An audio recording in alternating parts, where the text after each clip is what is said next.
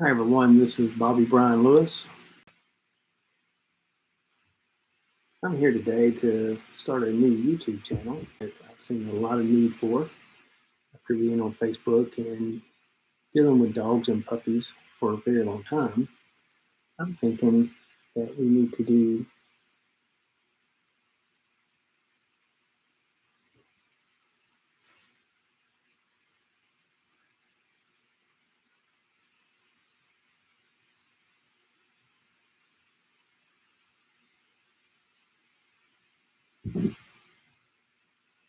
Hey y'all, welcome to our first ever YouTube channel. This is going to be a weekly event, maybe 2 or 3 times a week, depending on what kind of need we have. My name is Bobby Brian Lewis. I've been a school teacher for a long time, and I've also been training dogs and dealing with dogs and breeding dogs since 1990. I see a big need to inform people on different things that we need to do to help select the best puppy we can get. Also, training ideas, those type of things are all in here. So our channel is going to be called Puppy Dog Chat. I would like to be able to show you different techniques of how to select the puppy. Bear with us because we are starting out brand new, so we don't have all the great equipment. We're going to add those as the time goes on. Just please make sure you click on that subscribe button and also click on that bell so you'll be notified when we do go live. We will also set up different events where we can have live chat. I have a few people in here now that are going to be sending questions that they might have. But our topic today is going to be how to pick a puppy. And our big thing about how to pick a puppy is going to be, where do we start?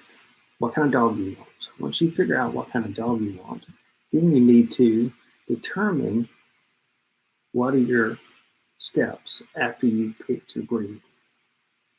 Have you selected a breed? Now what? Once you have selected a breed. Most of y'all know that I breed Brittany's, but I've also bred Cockers before and other breeds. We've had pointers and setters. We've had toy breeds. We've had all sorts of dogs, personal dogs that we have. One thing I really want people to do once they find a breed is, what do you want to find? Do you want to find a breeder? Someone that breeds these dogs? Are you looking for a backyard breeder? You know, a lot of times that's a bad term for most people. We're going to talk more about that. And then I'll already have a question come in about backyard breeders, and we'll answer that in just a second. Thank you, for Matt, for sending in that question. Pedigrees. Is it a purebred? Is it a mixed breed? Is it adopt a puppy from a shelter? Health testing. What kind of age of puppy or dog do you want? Just because you're wanting a dog doesn't mean you have to get a 6-week-old puppy or a 10-week-old puppy. Let's jump real quick to breeders and backyard breeders. The big distinguisher here to me is that a lot of times maybe a backyard breeder has the best intentions, but they have a dog they love. They're the best friend. It's the best dog for them. It's the best dog they've ever had. And they're thinking, I need to sell puppies off of this dog because there's no better dog than this. And so sometimes, just like breeders, backyard breeders get blinders on and their dog is the best ever. So nothing wrong with buying from a backyard breeder. There's some questions that might come up from this later, as far as, do they do health testing? Do they do any guarantees? How would they know they have the best dog if they haven't had but one of that type of dog? Also, what are your thoughts about usage? Is your dog going to be a utility dog, a hunting dog, a field trial dog, a trick dog, a scent test dog? Is it going to do fast cat? Is it going to do obedience? K9 good citizen? What are all those things mean? And so over the next couple of weeks, we're going to be visiting all these different topics. But the big one today that I think that you need to start with any type of puppy, the number one thing is pedigrees. Where does this dog come from? Now, a pedigree is going to be able to tell you if there's any titles or championships or awards on that dog's parents. Now, who cares? Why would that matter? The big thing is that tells you what that dog can and can't do. I can sit here and tell you I have the greatest hunting dog ever. And this dog listens to every obedience I give that dog. But unless I can show you something to prove that, you just have to take my word. So that's really why, who cares? If I have an obedience title on my dog, then you know that my dog did that and proved itself with an obedience title. And some people are like, well, I don't really care. But the problem is, it's going to predetermine maybe where your dog's going to head down the road. That means is, just because this was a great dog and this was a great dog, and you bred those two together, but you have no titles, you really have no background on that dog. That's why a lot of times people say this dog came from this bloodline, this dog came from this bloodline. And these different titles, what are they meaning to everyone would be, I am looking for a dog who can be a hunting dog. Well, I might be looking for a hunting title. I might be looking for hunt test titles. I might be looking for a field champion. If I'm looking for an indoor dog and I want that dog to be a family pet, do I need to get a dog that's won the national championship in hunting? Do I need to get a dog that has a field championship or a hunt test? Maybe that's not the best dog for me. Maybe I'm looking for a well-rounded dog. So now I'm looking for a dog that his parents maybe had different types of titles. Maybe it had a show championship. Maybe it had an obedience title. Maybe it was a trick dog. Maybe it was a dog diving dog. All those different things can come into here. So how can you use this to pick a dog or to pick a puppy? The first thing is to make sure you're looking at the pedigree from your breeder, or if they post one online. Does it have FC in front of its name? Does it have CH in front of its name? Those are titles that a lot of will show up in the front of the name of the registered dog name. Or are you looking for a title after the name? JH means junior hunter. TKN means trick dog. CGC means canine good citizen. Rado means a dog that participated in barn hunt. DS is a dog diving title. All those are indications of what the parents did and didn't do. So if you don't see any titles, that might be something for you to kind of be aware of. Not saying it's a bad, not saying it's the best dog in the world. As you can see this dog here, this is one of my dogs. Pasalica, branded man. As you can tell, he has a show championship. He has his junior hunter. He has his canine good citizen. And he also has his trick dog title. The next dog down is just a made-up dog name, Big Boy Blue, but he was actually a field champion. Is that field championship in hunting going to be the best kind of dog for you to buy a puppy that you want to keep inside? Maybe not. The SH means it's a senior hunter title, and that is after a senior hunt title, and hunt titles go after the name. Here's another dog, Hilltop Hillbilly. It's a master hunter and also has canine good citizen. Look at this dog. This dog has an obedience title and a hunting title, so maybe that interests you. This is a pedigree I found online. As you can tell here, you have the different names here of all the dogs. It actually tells you here that you have an OFA, which is the Orthopedic Foundation of Animals, where they test dogs for different elbows, hips, heart, eyes, patellas, all these different things. Well, you can tell some of these dogs have had that done, so it tells you here OFA here. Also, here is a dog. It has its registration number when it was registered, its microchip number here. But do you see any championships or field championships on any of these dogs? I don't see any. And then after the name, oh, I see one here. It looks like that one says MH, so it might have been a master hunter. But this far back in the pedigree, is that really going to help you pick a puppy that's way up here in the pedigree? Probably not. But titles do give you indication. So if I looked at this if I was looking for titles, I don't see any within the first 2 or 3 generations. So I probably wouldn't really benefit me to find all these titles back here because it's way far away from our puppy. Let's look at, this is a pedigree you can get offline. This happens to be one of my dogs again, just so I want to make sure I'll share stuff that I know I can share. His dad is the 2-time National Gun Dog Champion, 2 times National Gun Dog Championship. As you can tell here too, this pedigree isn't certified like the other one was. This is someone that people put together. As you can tell, his granddad was a champion. Also, his granddad had won the National Walking Gun Dog Championship.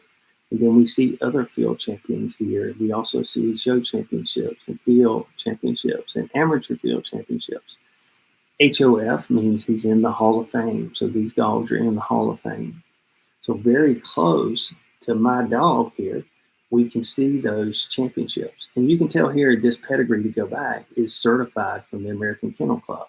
So if someone just didn't write this down and say this was the pedigree, this is actually recorded. This right here is actually recorded, but this is a site that you can get pedigrees from. And this pedigree, I know I have the real one from AKC, but I wanted to show you one that someone could actually make up and show you that it's incorrect. So main thing about pedigrees is looking for those titles. If you're looking for a hunting dog, you want to be looking for field champion, amateur field champion, national champion dog. But if you're looking for a pet, you might not be looking for those type of titles. You might be looking for a dog that has obedience titles, maybe has K9 Good Citizen title, maybe has a title that might meet the needs of what your family's looking for. Here's another pedigree here, but this one I got off the OFA site, the Orthopedic Foundation of Animals. And this pedigree here tells you what this dog scored for its hips. It also tells you its siblings and if this dog has any offspring that has been tested. Then it goes back to grandparents and great-grandparents. What's really great about this site, the Orthopedic Foundation of Animals, is that it's able to tell you and show you the pedigree and tell you all the hips for this dog. The grandparents are good, good, excellent, good. Now, this is going to be a whole episode on OFA, but I do want to take you into what OFA looks like. So this is one of my dogs here again. It doesn't have to be a breeding. All dog breeds are in here. And it tells you what this dog scored for its eye test. It was normal. Patellas were normal. Sorry there. And its basic cardiac was normal. If we go back and we open up all the test scores, we'll see here that her parents has all their eye testing here, patellas, elbows, hips, all this stuff gives it to you. So if I break this down for the pedigree, it's going to go and show me the dog that I'm looking at. And it's also going to show me the parents, what their scores were. And these are just for hips. And if I scroll down, the elbows here. And if I scroll down, these are the eye tests. So it tells you these dogs here were untested. Now, what could that mean? That could mean that there might be a hidden gene somewhere that might make your dog have less than perfect hips, could have elbow problems later, depending on that. Even if you have 2 dogs that score excellent hips, there's still a chance of them having bad hips. Now, those hips might not ever affect them, but they might not get a score of passing on their hips. Let's go back to our presentation again here. I want to go back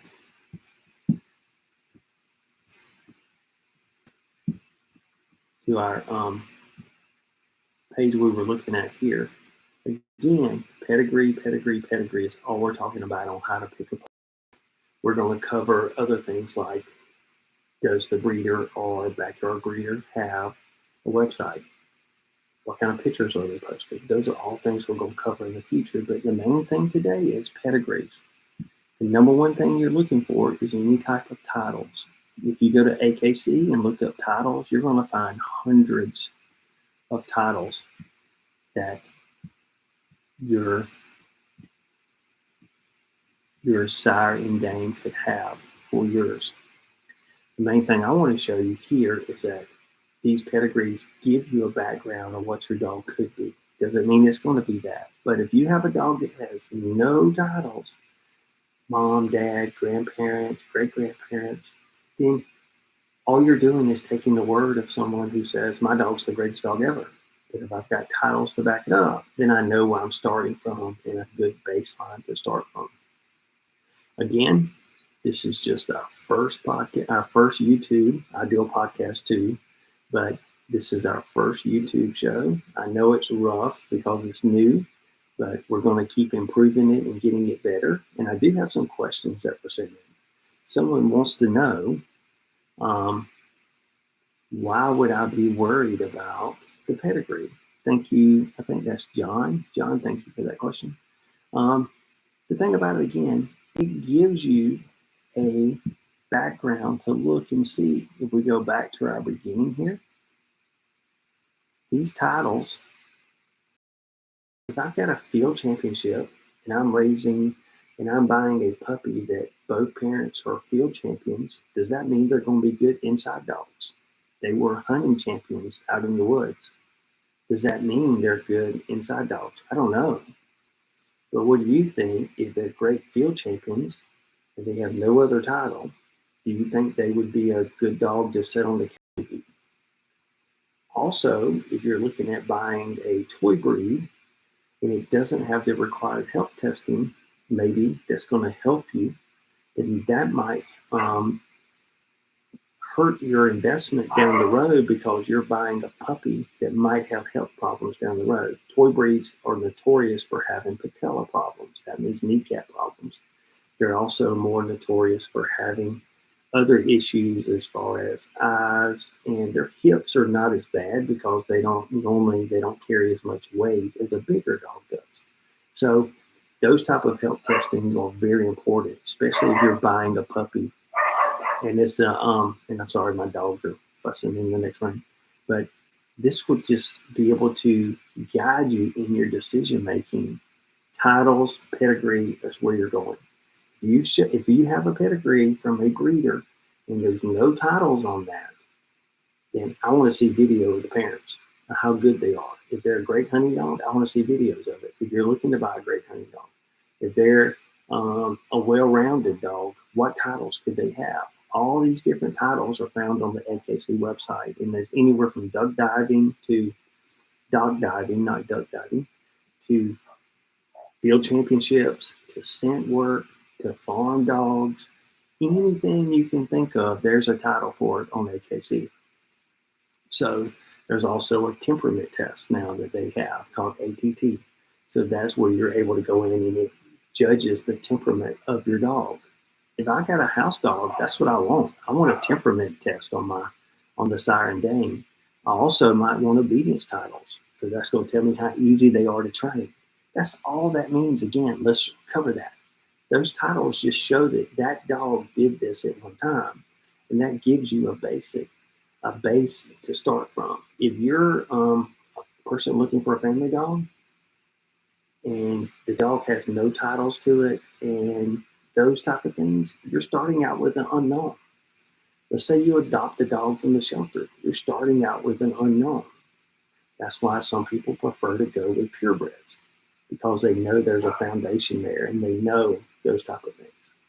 So those are just some basic things. The number one thing we're going to cover today that we have covered is how to pick a puppy is this piece here, pedigrees. We're going to be covering other aspects of this over the next couple of weeks. Pedigrees is what we're looking to cover. Okay, I got another question here. If I see a title before the name or after the name, yes, that will give you some type of indication of what the dog has done, the parents have done. Also, don't be afraid to use the OFA site, the Orthopedic Foundation of Animals, to look up health information on dogs, especially if you're spending a lot of money. I would be looking for dogs that have been tested. This doesn't guarantee anything, but it gives you a better percentage of getting a healthier puppy. And like I said, over the next couple of weeks, we'll be covering different topics on how to pick a puppy. And it's not picking what color, male or female. It is picking what we can actually look at now. Again, the first thing we're talking about today is pedigrees. Look at those pedigrees. If you see a dog that has no championships, no titles for 3 or 4 generations back, you're probably doing a coin toss in the air if that puppy will be exceptional or not, or mediocre. Those type of things can help make a decision, especially if you're spending money and it's a little bit more money to get this type of dog that has more titles. It might be worth spending that little extra money for dogs with titles. Like I said, it shows you where this dog has started from. It shows you the potential of this dog. That's what we're looking for pedigrees. Again, click on that subscribe button at the bottom because we're trying to grow this channel so we can help people make informed decisions on anything. Puppy Dog Chat is our title. Please share this with other people so they can get informed and you can also be able to help them. We're looking for our next episode in about 2 days. I will actually post a live link so people can join and add more. Today we just had a limited crowd, and I appreciate the 4 or 5 people who joined, but in a couple of days we will actually have the live link. Thank you so much for joining us. Again, share this with anyone you can, and also make sure you hit that subscribe button and the bell to have people join our podcast. Thanks, and we'll see you next time.